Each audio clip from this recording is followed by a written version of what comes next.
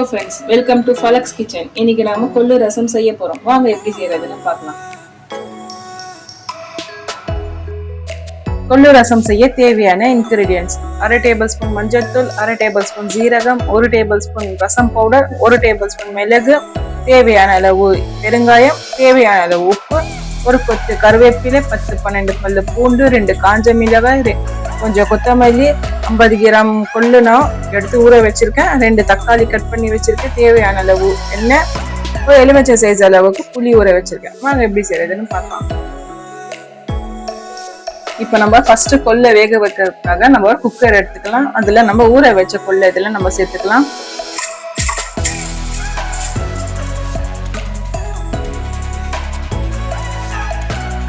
ஒரு 2 டம்ளர் தண்ணி சேர்த்துக்கலாம். இப்போ நம்ம 10-12 விசில் கொடுத்து இதை ஓபன் பண்ணி பார்க்கலாம் வெந்துடுச்சா சொல்லி. ஒரு 10-12 விசில் கொடுத்து ஓபன் பண்ணி பார்க்கலாம் வெந்துடுச்சா சொல்லி. கொள்ளு வேகிற வரைக்கும் நம்ம ரசத்துக்கான மசாலா ரெடி பண்ணிக்கலாம். மிளகு சேர்த்துக்கலாம், ஜீரகம், காஞ்ச மிளகாய், பூண்டு, கருவேப்பிலை, இதெல்லாம் சேர்த்து கொரகொரப்பா நம்ம அரைச்சிக்கலாம். இந்த மாதிரி கொரகொரப்பா அரைச்சி எடுத்து வச்சுக்கலாம்.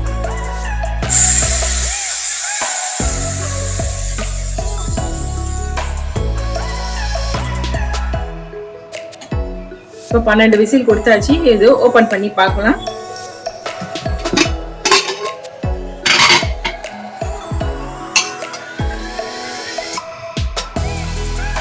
பாருங்க, நல்லா வெந்துடுச்சு. இது இப்ப நம்ம சைடுல வச்சுக்கலாம்.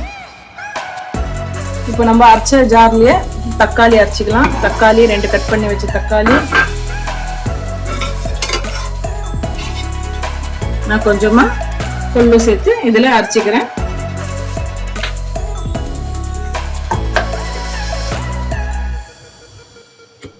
இப்ப பாருங்க, இந்த மாதிரி தக்காளியும் கொல்லும் நான் ஃபைன் பேஸ்டா அரைச்சிக்கிட்டேன். இப்போ நம்ம கடாய் வச்சுக்கலாம். அதுல ஒரு 4-5 டேபிள் ஸ்பூன் எண்ணெய் சேர்த்துக்கலாம்.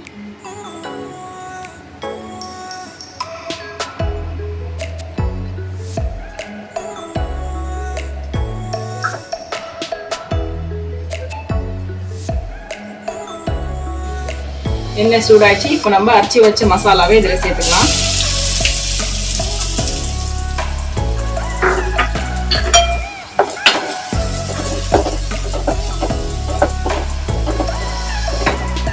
மஞ்சள் தூள் சேர்த்துக்கலாம், ரசப்பொடி சேர்த்துக்கலாம், அதையும் சேர்த்து நல்லா கொஞ்சம் தாளிச்சுக்கலாம்.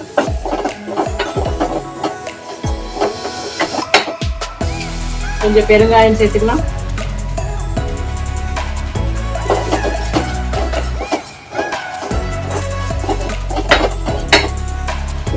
தக்காளியும் கொல்லும் அரைச்சி வச்ச பேஸ்ட் இதுல சேர்த்துக்கலாம்.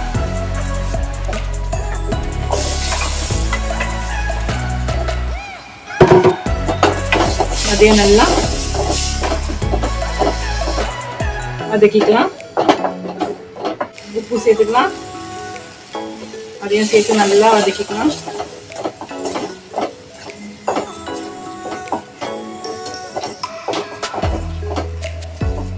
வேக வச்ச கொள்ளு தண்ணி இதுல சேர்த்துக்கலாம்.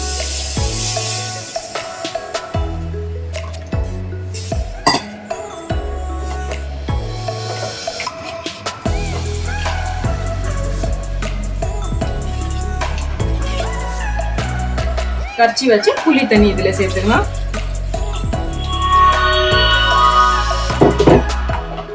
சேர்த்து இப்போ நம்ம கொஞ்சம் உப்பு எல்லாம் எப்படி இருக்குன்னு சொல்லி கொஞ்சம் செக் பண்ணிக்கலாம். கொஞ்சம் உப்பு கம்மியா இருக்கு, உப்பு கொஞ்சம் சேர்த்துக்கலாம். எக்ஸ்ட்ராவா நான் கொஞ்சம் தண்ணி சேர்த்துக்கிறேன்.